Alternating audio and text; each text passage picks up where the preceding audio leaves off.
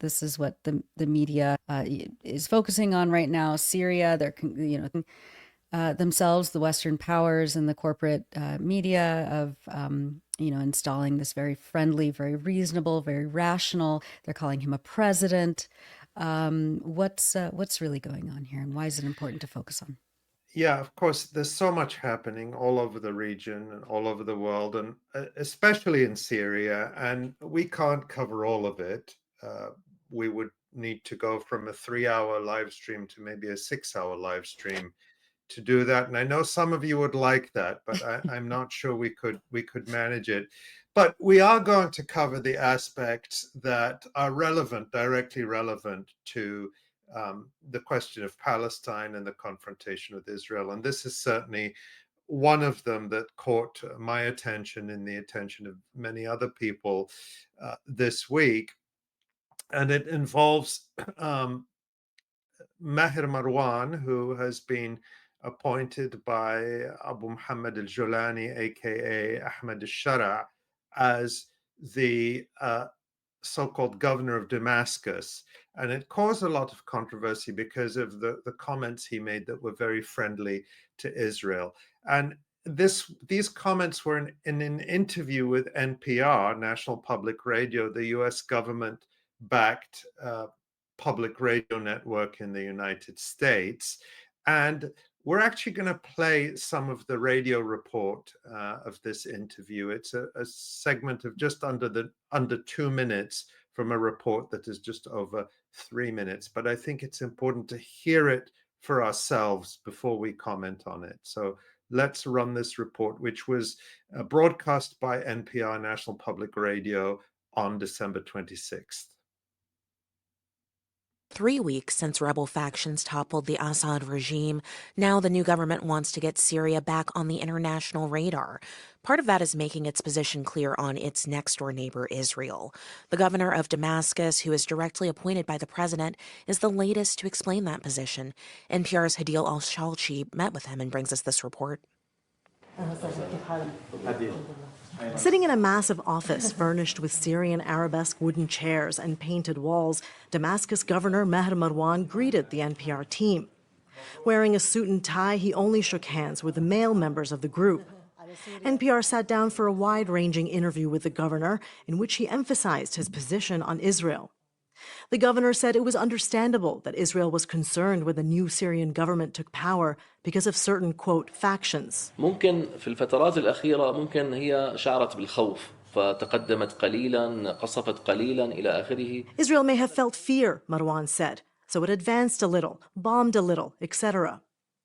Israel has been striking strategic military installations in Syria since the regime fell and seized parts of the Golan Heights, stoking fears of annexation. And yet, Marwan said this fear was, quote, natural, and that as a representative of the capital Damascus and of the political point of view of President Ahmed al-Shara and the foreign ministry, he has a message.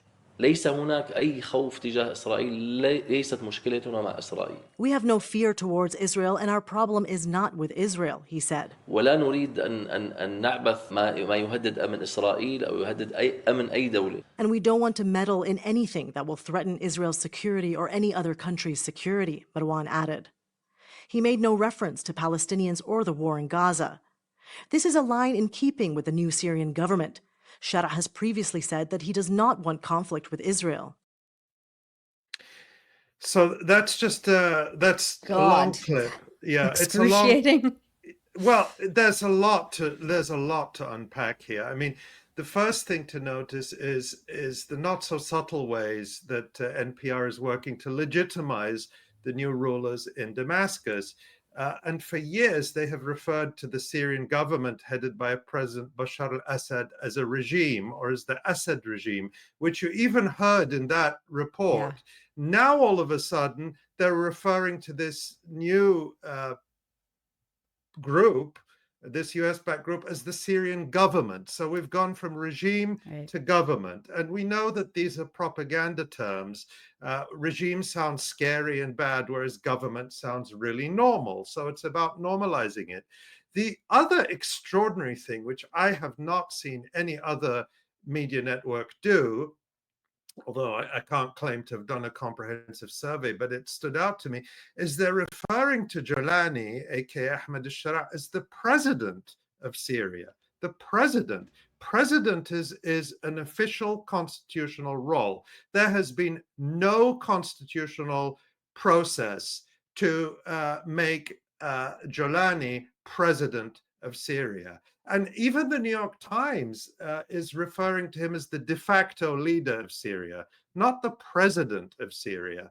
And in fact, in his latest interview over the weekend with Al Arabiya, the Saudi government-backed satellite channel, Jolani even says, he says, oh, it might take us 4 years to hold elections in Syria. That's, of course, if they ever happen at all. And so these people, I mean, Maher Marwan was part of the so-called salvation government in Idlib, a member of this, of HTS, 𝐓𝐡𝐞 𝐄𝐥𝐞𝐜, which is the repackaged Al-Qaeda offshoot, or Al-Qaeda in Syria rebranded. And of course, Jolani, this is unbelievable to me. I mean, we say it and I still can't believe it. He is the former deputy head of ISIS, the former deputy head of ISIS, and the former head of Al-Qaeda in Syria. And we're being told now that he is the president of Syria without any constitutional process whatsoever by US government radio NPR. It's just really the propaganda is unbelievable, and you have to work hard not to see it. You really have to put on all your blinders and pretend as hard as you can not to see what is going on, and to continue to play along with this masquerade that what happened was some kind of organic, and I'm referring specifically to the last few weeks. What we can talk about what happened in previous years, but in the last few weeks, that this was some organic uprising.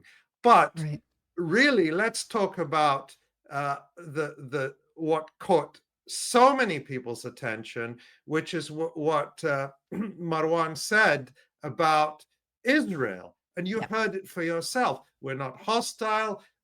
He says we want peace and security for them. We want peace and security, and we want the US to facilitate peace and cordial and better relations with Israel. And how he actually justifies Israel's massive attack, the biggest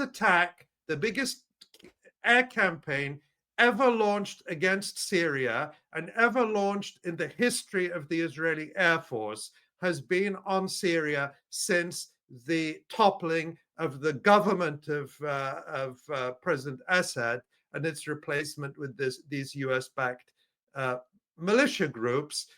And he justifies it. He says, oh, maybe he was a little bit afraid. And he also justifies Israel's seizure, occupation of additional Syrian territory by saying, oh, maybe they were a little afraid and they advanced a bit. I mean, not even the New York Times puts that much spin on Israel's aggression as the so-called governor of Damascus. Extraordinary. And because this caught so much attention and flack and criticism in the Arab world, I don't know if Marwan thought that maybe only people in the United States are going to hear his interview with NPR. He tried to backpedal, and he put out a video that was shared widely, and we can actually watch that. It's about 40 seconds long. It's in Arabic, but I will give a translation afterwards. And I'm providing the video in Arabic because I want people, there's lots of Arabic speakers who watch this live stream, to know that we are reporting things accurately. So let's run that. أن نوضح مقصدي الذي ظهر عبر أثير إحدى الإذاعات الأمريكية. كوني محافظا لدمشق لم أتطرق أبدا عن السلام مع إسرائيل، وليس ذلك من صلاحياتي إطلاقا. هناك وزارة خارجية وهناك قيادة. كان سياق كلامي يصب في التعايش السلمي الأهلي المحلي. سياق الحديث الذي بقي حوالي الساعة كان يصب عن تعب الشعب السوري في سنوات الثورة، وأنه بحاجة إلى سلام داخلي ولا يريد الحروب الخارجية. من الممكن أن يكون التعبير لدي ناقصا، ولكن الله هو الرقيب على ما قلت وما نويت. شكرا لكم. So that video is of him that he posted, but that video I got it from a Twitter account called Sources Credible, which does fact checking, and they put it side by side with his original comments in Arabic that were played by NPR, and that's the rest of that video. But since we already heard that, we won't play that. But what he said is, it is my duty to clarify the intent of what appeared on the airwaves of one of the American radio stations.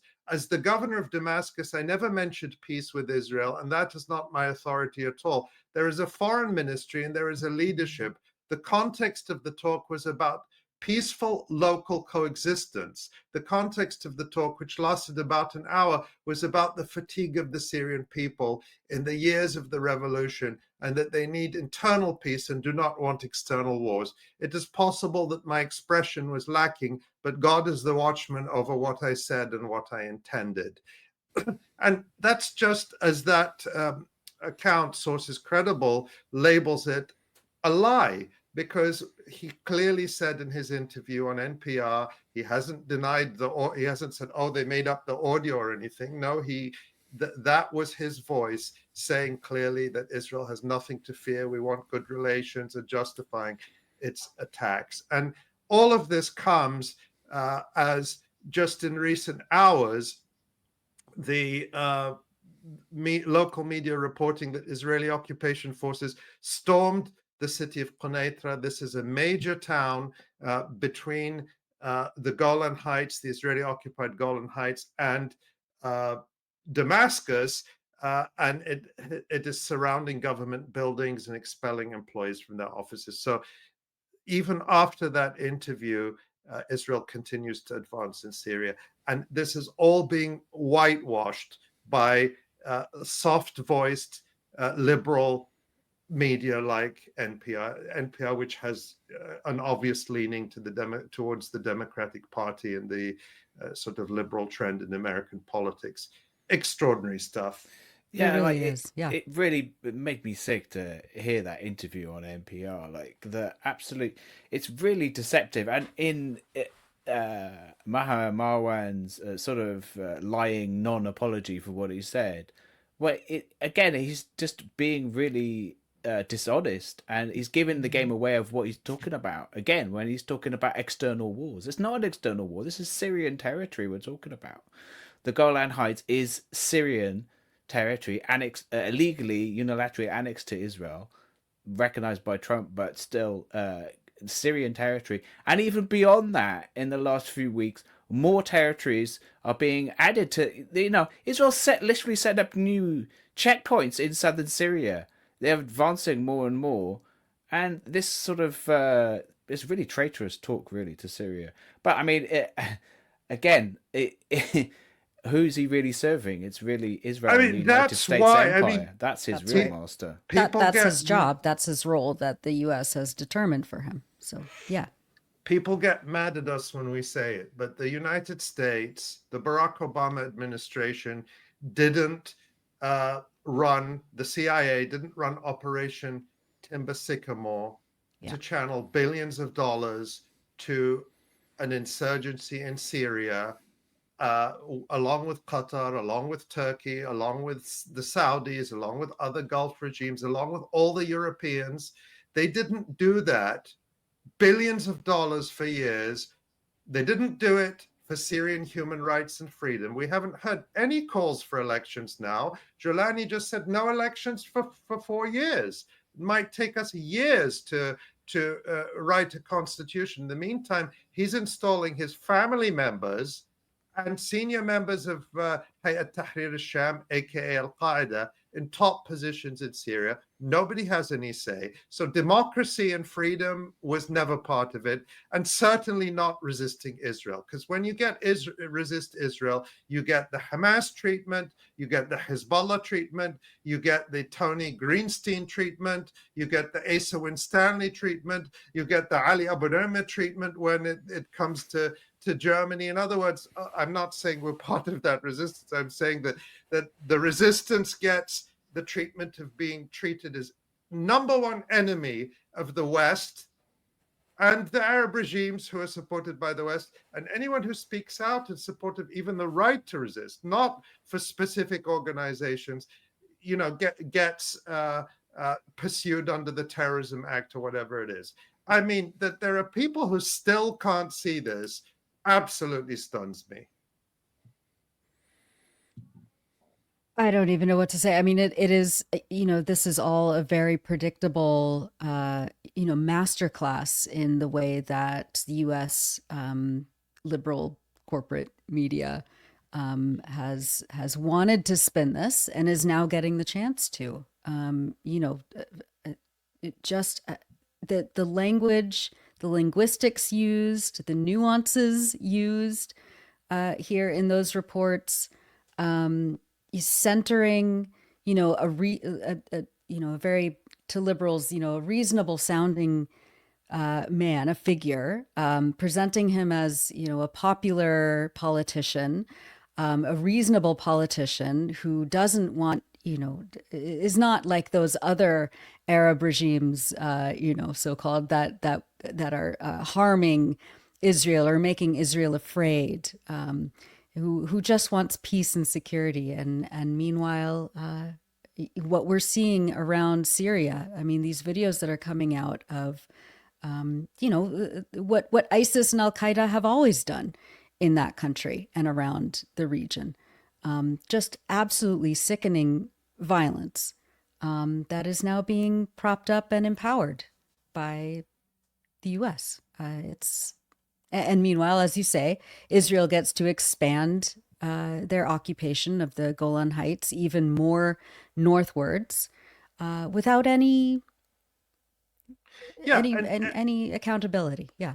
And if these groups in Syria who are now being referred to as the government by NPR and other media do decide to start resisting Israel, they will get the Hamas treatment, will be reminded about the beheadings and the horrors that they were responsible for and are responsible for now, that are ongoing in Syria, all over the country, including and especially in Idlib, which they've run as an enclave under Turkish protection and occupation for the last few years, where there are absolute horrors in the prisons. But nobody is talking about that because it's not convenient. So is it about human rights? Is it about human rights and freedom and democracy for all Syrians? Or is it about installing a group of people who are dependent on the West, dependent on NATO? Turkey is, after all, a member of NATO, dependent on the United States,